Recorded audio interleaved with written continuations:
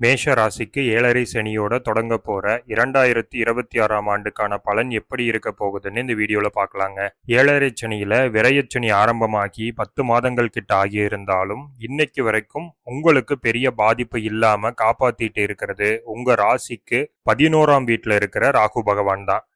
ராகு பெயர்ச்சியாகி 10ஆம் வீட்டுக்கு போற வரையில மேஷ ராசிக்கு 7.5 சனியால எந்த ஒரு பெரிய பாதிப்பும் ஏற்படாதுங்க.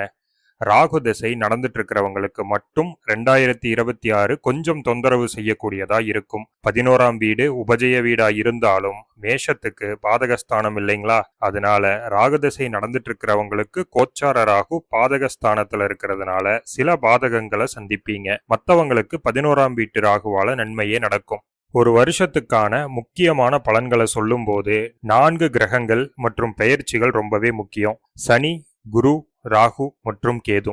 இவங்க 4 பேர் மேஷ ராசிக்கு எந்த வீட்டுல சஞ்சாரம் செய்யறாங்கிறத பொறுத்துதான் 2026க்கான பலன் இருக்கும். மேஷ ராசிக்காரங்களுக்கு ஜூன் 2, 2026 வரை குரு பகவான் 3ஆம் வீடான மிதுன ராசியில இருக்க போறாரு. இந்த காலகட்டத்துல அனைத்து விதமான வெற்றியும் லாபமும் கிடைக்குங்க. புதிய தொழில் தொடங்குற முயற்சி வெற்றியடையும். பல நாட்களா நிலுவையில இருந்த அரசு சம்பந்தப்பட்ட பேப்பர் ஒர்க்ஸ், அப்ரூவல், அங்கீகாரங்கள் இதெல்லாம் இந்த காலகட்டத்துல முயற்சி செஞ்சா கிடைக்குங்க. புதிய நண்பர்கள், புதிய சந்திப்புகள் ஏற்படும். அவங்களால உங்களது வாழ்க்கையிலையும் வேலையிலையும் ஒரு திருப்பு முனை ஏற்படும். திருமணமாகாத மேஷ ராசி இளம் ஆண் பெண்களுக்கு 7ஆம் இடத்துக்கும் 9ஆம் இடத்துக்கும் கிடைக்கும் குரு பார்வையால திருமண யோகம் கைகூடி வரும். வெளிநாட்டு ஒப்பந்தங்கள், வெளிநாட்டு பணம் இது சம்பந்தமான தொழில் அல்லது வேலை செய்யறவங்களுக்கு முன்னேற்றமான காலகட்டம். பணப்புழக்கம் மேஷ ராசிக்காரர்களுக்கு ஜூன் 2ஆம் தேதி வரை அதிகமாவே இருக்குங்க. பயணங்கள் அதிகமா செய்யக்கூடிய நிர்பந்தம் ஏற்படும். சிலருக்கு அது ஆன்மீக பயணமா கூட இருக்கும். பல நாள் கனவு, ஆசை, லட்சியம் இதெல்லாம் தானா நிறைவேறக்கூடிய காலகட்டம். தைரியமான முடிவுகளை எடுக்க தயங்க மாட்டீங்க. சகோதர சகோதரிகளுடைய சப்போர்ட் உங்களுக்கு 2026ஆம் வருடம் முழுக்க உண்டுங்க. சொத்துக்களை பிரிக்கிறதுக்கு சிக்கல்கள், வழக்குகள்ல மாட்டிக்கிட்டு இருக்கிற மேஷ ராசிக்காரர்களுக்கு 2026ஆம் ஆண்டுல பிரச்சனைகள் சுமூகமா முடியும். ஜூன் 2ஆம் தேதிக்கு பிறகு மேஷ ராசிக்கு குரு 4ஆம் வீடான கடக ராசியில சஞ்சரிக்க போறாரு. அங்க அவர் உச்ச பலத்தோடவும் இருக்க போறாருங்க. இது மேஷ ராசிக்காரர்களுக்கு வீடு அல்லது வாகனத்தை அமைத்து தரக்கூடிய ஒரு அமைப்பு. 12 வருஷத்துக்கு ஒரு முறைதான் குரு கடகத்துக்கு வருவாருங்க. இந்த சான்ஸை தவற விட்டுறாதீங்க, நல்லா யூஸ் பண்ணிக்கங்க. ஜாதகப்படி லக்னத்துக்கு 6ஆம் அதிபதி திசையோ 6ஆம் வீடு 8ஆம் வீட்டில் உள்ள கிரகங்களின் திசையோ நடந்துட்டு இருந்துச்சுன்னா வீடு அல்லது வாகனத்திற்கான செலவுல பெரும் பகுதி லோன் இஎம்ஐல தாங்க அமையும். நல்ல திசைகள் நடக்கும் பட்சத்துல உங்க கனவு வீடு அல்லது வாகனம் பெரிய கடன் இல்லாம அமைஞ்சுடுங்க. மேஷராசிக்காரர்கள் பல பேருக்கு நிலம் வாங்கும் யோகம், அதுவும் விவசாயம் நிலம் வாங்குற யோகம் ஏற்படும். 4ஆம் இட உச்ச குருவால மேஷ ராசியினருக்கு ஜூன் 2, 2026க்கு அப்புறம் தொழில் வகையில பெரிய முன்னேற்றம் உண்டுங்க. வேலையில இருக்கிறவங்களுக்கு பதவி உயர்வு, சம்பள உயர்வு, விரும்பிய இடத்துல இடமாற்றம், வெளிநாடு சென்று வேலை செய்வதற்கான ஒர்க் பர்மிட் இதெல்லாம் சுலபமா கிடைச்சிடும். வேலை இடத்துல உங்க மேல வைக்கப்பட்ட பொய்யான குற்றச்சாட்டுகளுக்கு தக்க பதிலடி கொடுப்பீங்க. இருந்தாலும் சிலருக்கு வேலை சலிப்பானதா மாறும். தாய் வழி சொந்தக்காரங்க கொஞ்சம் டிஸ்டன்ஸ் மெயின்டைன் பண்ண ஆரம்பிப்பாங்க. பர்சனல் லைஃப்ல சில தோல்விகளை சந்திக்க வேண்டியது இருக்கும். சிலருக்கு சோம்பேறித்தனம் அதிகமாகும்.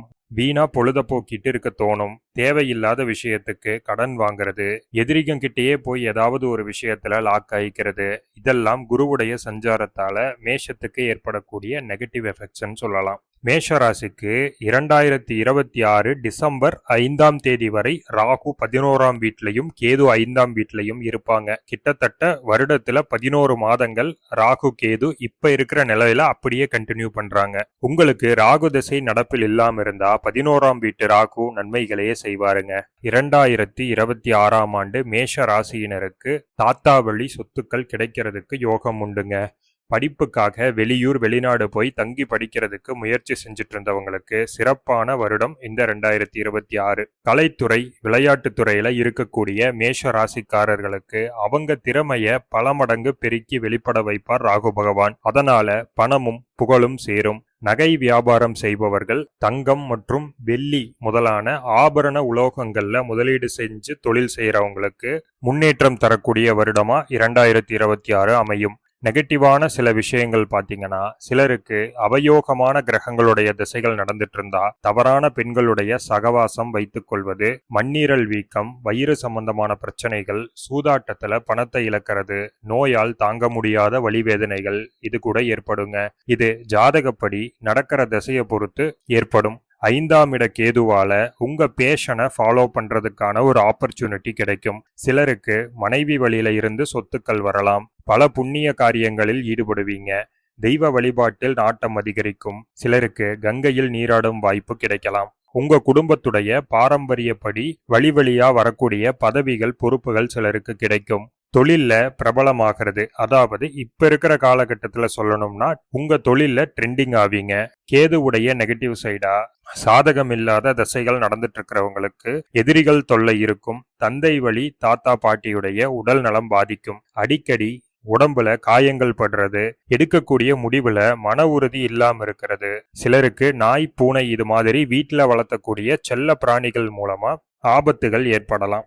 இன்னும் சிலருக்கு உடலில் ஏற்படும் கட்டிகளால பிரச்சனை, குறிப்பா வயிற்று பகுதி, சிறுகுடல் பகுதியில வலி போன்ற சிக்கல்கள் கேதுவால 2026ஆம் ஆண்டு சாதகமில்லாத திசை நடந்துட்டு இருக்கக்கூடிய மேஷ ராசிக்காரர்களுக்கு நடக்க வாய்ப்பு இருக்குங்க.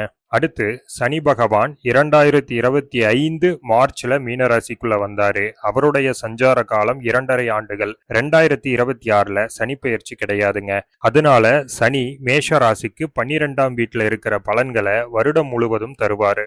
சனியுடைய சஞ்சாரத்தால மேஷ ராசிக்காரர்களுக்கு தூக்கமின்மை, மனவேதனை, பணவிரயம் இது மாதிரியான நெகட்டிவான விஷயங்களை பொதுவா சனி கொடுப்பாரு. பலருக்கு வேலை இழப்பு அல்லது நல்ல வேலையை விட்டுட்டு தானே வாலண்டியரா போய் கஷ்டமான வேலையில சேருவாங்க.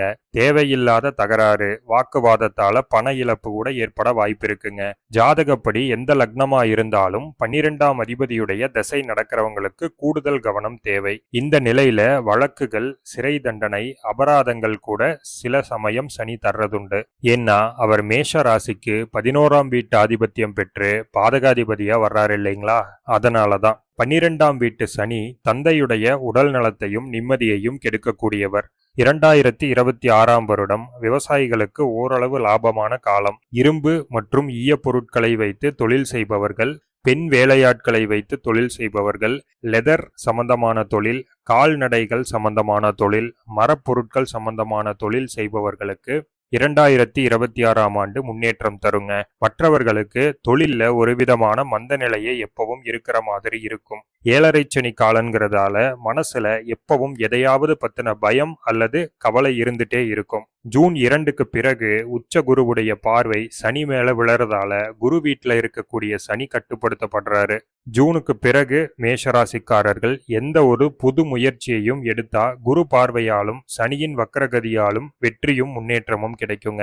இருந்தாலும் வயதானவர்களும் நோய்வாய்ப்பட்டவர்களும் கொஞ்சம் கூடுதல் கவனத்தோட இருக்க வேண்டிய வருஷம் இந்த 2026.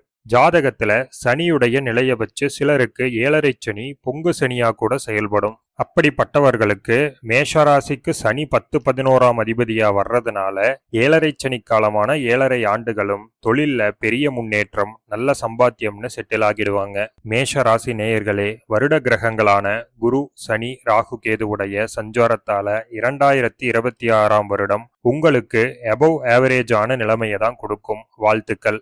இந்த வீடியோ உங்களுக்கு பயனுள்ளதா இருந்தா வீடியோவை லைக் பண்ணுங்க. உங்களுடைய மேஷ ராசி நண்பர்களுக்கு இந்த வீடியோவை ஷேர் பண்ணுங்க. இது மாதிரியான ஜோதிட தகவல்களையும் ராசி பலன்களையும் தொடர்ந்து கேட்கறதுக்கு நம்ம பார்ட் டைம் ஜோதிடர் சேனலை சப்ஸ்கிரைப் பண்ணி நோட்டிபிகேஷன் வர்றதுக்கான பெல் ஐக்கானை கிளிக் பண்ணிக்கங்க. நன்றி, வணக்கம்.